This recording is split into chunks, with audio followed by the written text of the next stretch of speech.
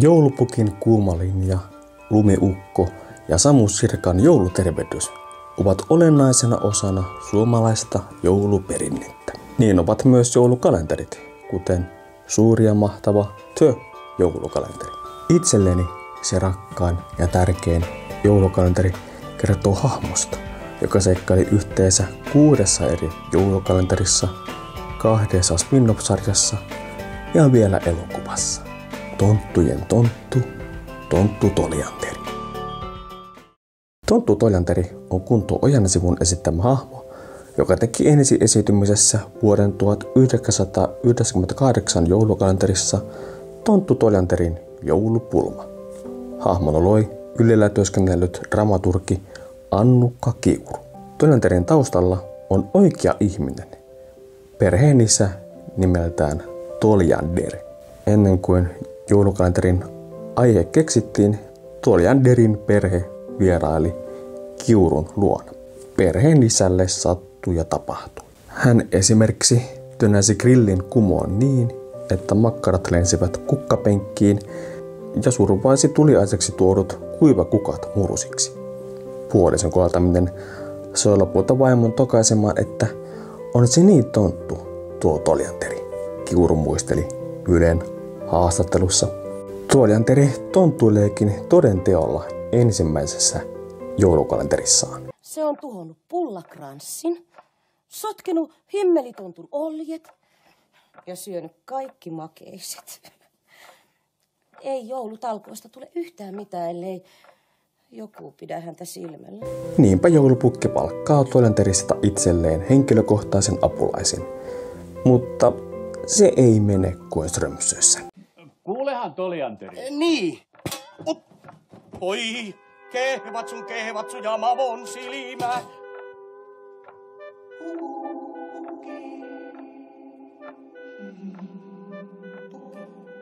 Hallota, kuuluuko? Onko jo ruoka-aika? Pukki. Tipi. Kevät on, vallaton. Pukki. Toljanterilla on 23 päivää aikaa palauttaa joulupukin muisti ennalleen. Projektin aikana ei vältytä kommelluksilta. Oi kehvatsu. Nyt pukki on minun Santeri Mäkisen lahja itselleen. Robin, hyvä kun tulit. Meidän on päästävä pois täältä. Ai mihin? Pois. Ne pitävät minua täällä vankina. Käyvät urkkimassa tietoja. Joku nainen kysyi jostakin paketista ja tivasi vielä, että montako yötä on jäljellä. Ja nyt joulupukki yrittää osua minuun. En minä ollut vielä valmis ollenkaan.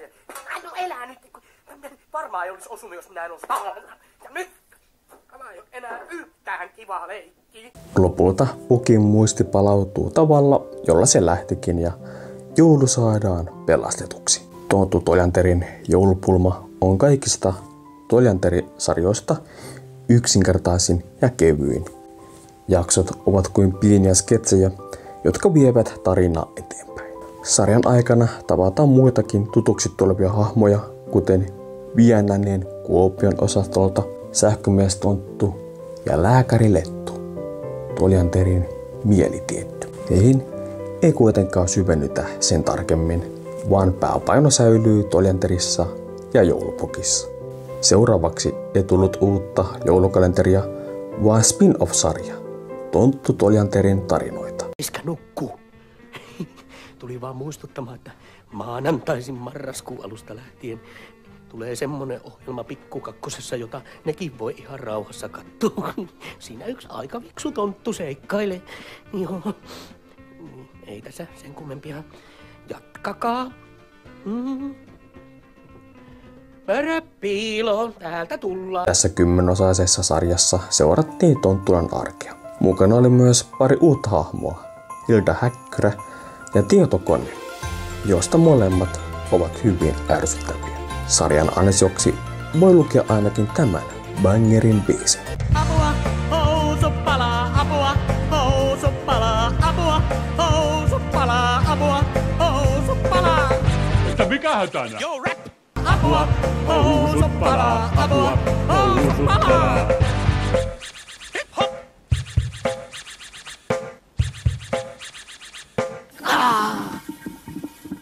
Ai. Uutta Toljanteri joulukalenteria ei tullut seuraavanakaan vuonna.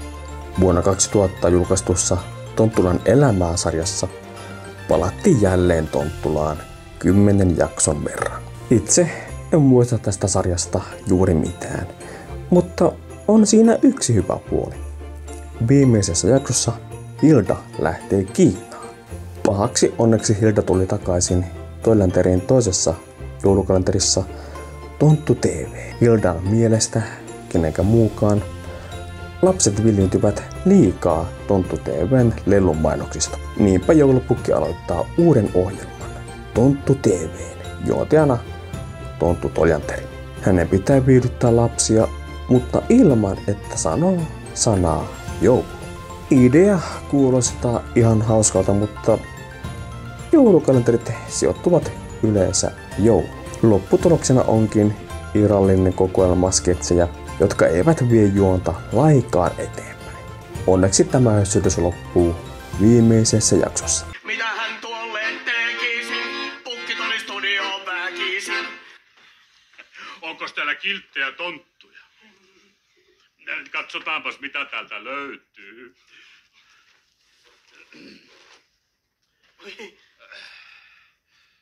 Hyvää joulua Toljanterille, jonka ansiosta Tonttulan väki on saanut rakentaa joulun sydämiinsä pikkuhiljaa, päivä päivältä ja yö yöltä. Kului 5 vuotta, kunnes seuraava Toljanteri joulukalenteri julkaistiin.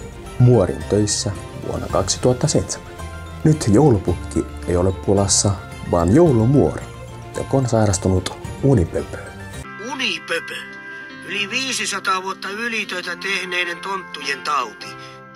Kun unipöpö iskee, on työt pistettävä sivuun ja unohdettava.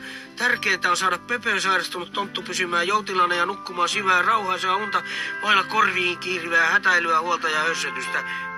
Muori lepää nyt ihan rauhassa, että se unipöpö lähtee pois. Enkä minä kerro siitä pöpöstä kenellekään, ettei joulupukki ja muut huolestu ja hermostu ja ala hirveä hössötys ja hälinä.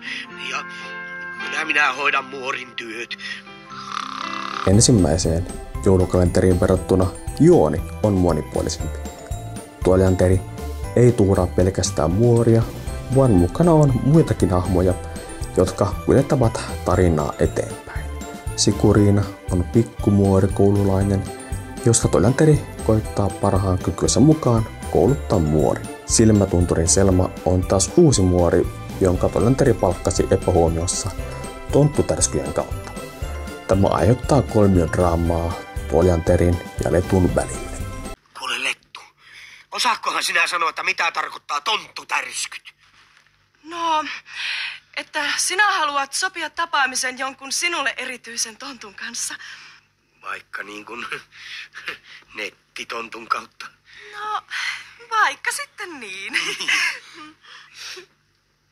Oi Mavon silmä. Nyt minä ymmärrän, mitä tuli tehtyä. Niin, minäkin. Vai tärskyjen takia piti rohto löytyä niin nopeasti nuhapöpöön. Eukalyptus uutetta, ole hyvä. Toivottavasti se ei tullut liian myöhään. Näkemiin. No mistä se nyt?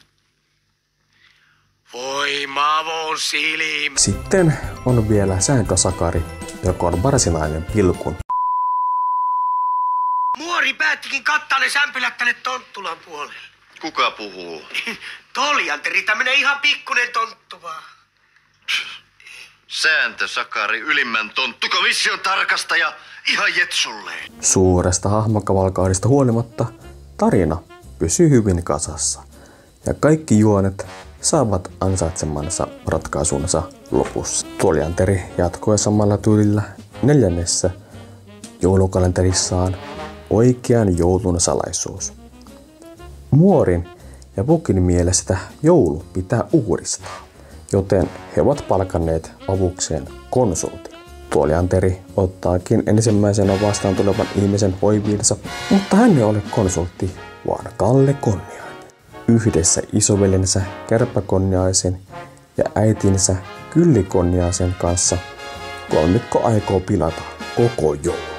Tähän astisista joulukalentereista Oikean joulun salaisuus on dramaattisin. Konaiset saavat esimerkiksi Toljanterin ja Vienasen toisiaan vastaan ja joulu on lähellä tuhoutua oikeasti. Kun pukista on tullut Jet-Pukki, lopulta kaikki kuitenkin järjestyy.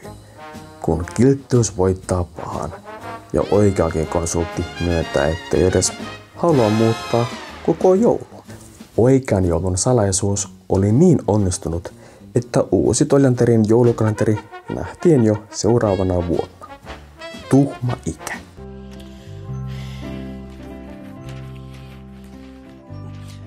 Joululahja toivelistaa pukille. Toljanterilta. En kovin pitkään viitsinyt tehdä, kun en niin kauhean kilttikään ole ollut. Että saa nähdä, saako näistä yhtäkään. Toljanteria pistää äkäampiainen, minkä seurauksena tulee tuhma ikä. Kaikki kiukuttaa siis enemmän tai vähemmän, juuri silloin, kun pitäisi olla kiltti.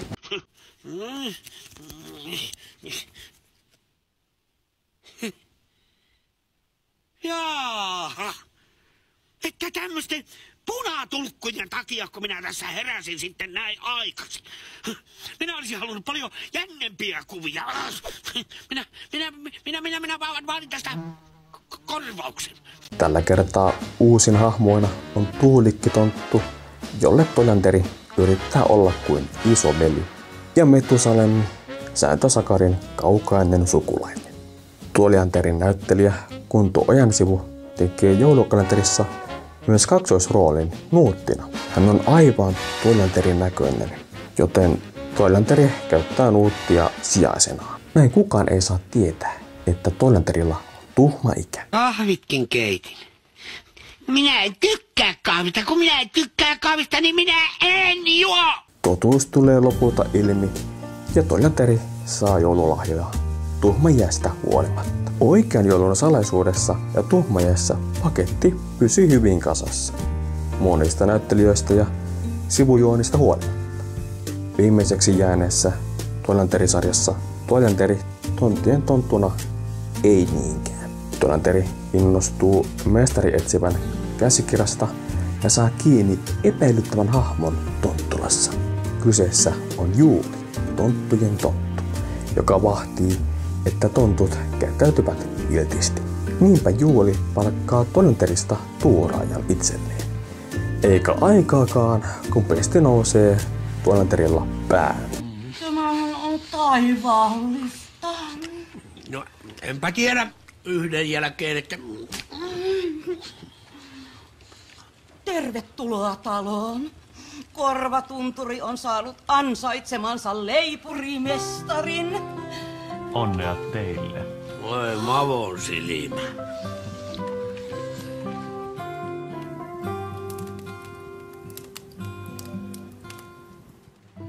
Toljanteri. Niin, se uusi leipurimestari. Muori laittoi sen tuonne vierashuoneeseen. Niin olen kuullut. Vähän itserakkaan tuntunut.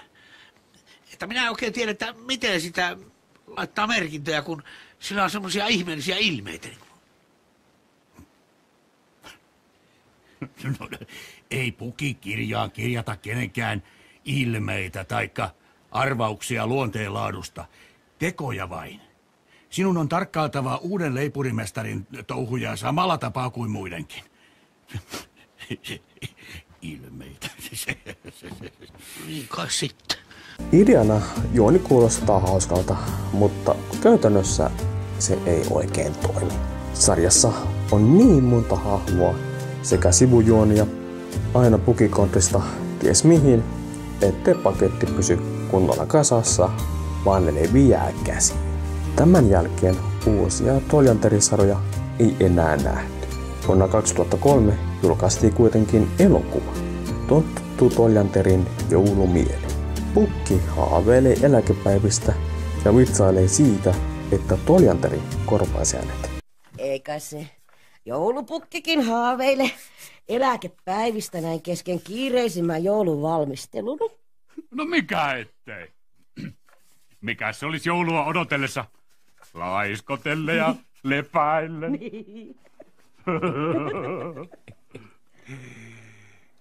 Va kuka se hoitaisi pukin työt, jos pukki jäisi eläkkeelle? No vastaan tuossa näitä aivan erinomaisia ehdokkaita. Toljanteri etunenässä. Kuka se kaikki keinotkin? Muorilta lämpimäisiä.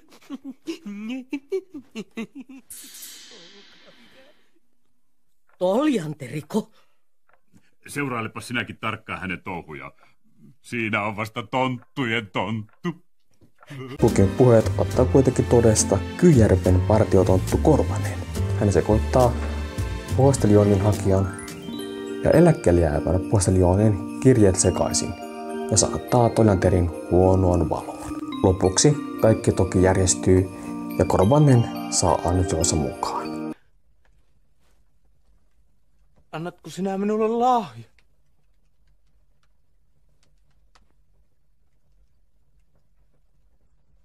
Hyvää joulua, Korvanen!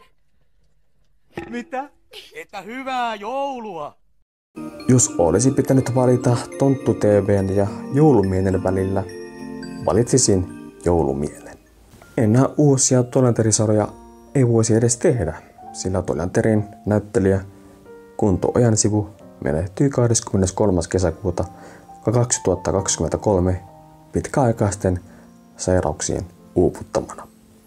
Hän oli kuollessaan 63-vuotias. Kuolemasta huolimatta Toljanteri nautti edelleen suurta suosiota. Jopa niin suurta, että Toljanteria vaadittiin esitettäväksi tuoreessa Elävän arkiston joulukalenteriäänestyksessä. Siitä huolimatta, ettei Toljanteria ollut edes koko lista.